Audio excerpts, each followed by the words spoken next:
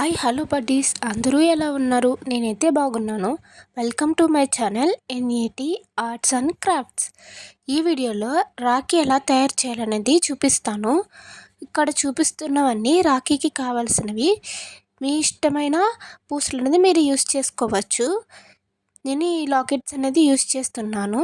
First థ్రెడ్ని తీసుకొని చైన్కి లాస్ట్లో నేను చూపిస్తున్నాను కదండి, అక్కడ దారాన్ని టై చేసుకోవాలి.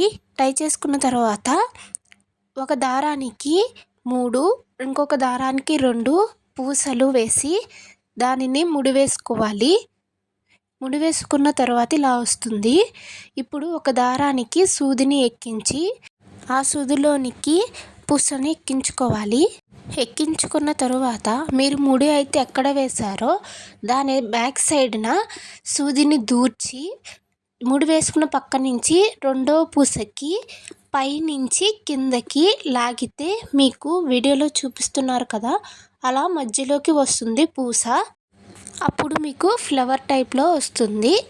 ఎవరైతే నా ఛానల్ని సబ్స్క్రైబ్ చేసుకోలేదో ప్లీజ్ నా ఛానల్ని సబ్స్క్రైబ్ చేసుకోండి. ఇప్పుడు 2 దారాలకి మధ్యలో ఫస్ట్ 3 వైట్ పూసలు ఎక్కించుకోవాలి. తర్వాత ఇలాగా ఫ్లవర్ పూస, తర్వాత వైట్ పూసలు, తర్వాత ఫ్లవర్ పూస, తర్వాత లాకెట్ అనేది పెట్టుకున్నాను. ఇప్పుడు లాకెట్ బ్యాక్ సైడ్కి తిప్పి వీడియోలో చూపిస్తున్న విధంగా ముడి వేసుకోవాలి. తర్వాత కింద కూడా సేమ్ వీడియోలో చూపిస్తున్న విధంగా కిందకి ముడి వేసుకోవాలి. ఇలా ముడి వేసుకుంటే మీకు ముడి అనేది పైకి కనబడకుండా నీట్గా ఉంటుంది. చూసారా, ఈ విధంగా అనేది వస్తుంది. ఇప్పుడు సేమ్ డైరెక్షన్లోనే కింద నుంచి పైకి ఆపోజిట్ డైరెక్షన్ అనేది వేసుకుంటున్నాను. Advance happy Rakshabandhan all my brothers and sisters. ఈ వీడియో నచ్చినట్లయితే లైక్ చేయండి. అలాగే ఈ రాఖీ ఎలా ఉందనేది నాకు కామెంట్ చేయండి. మీకు ఎలాంటి వీడియోస్ కావాలన్నా నాకు కామెంట్ చేయండి. అలాగే రాఖీ కట్టే మీ సిస్టర్కి ఈ వీడియోని షేర్ చేయండి.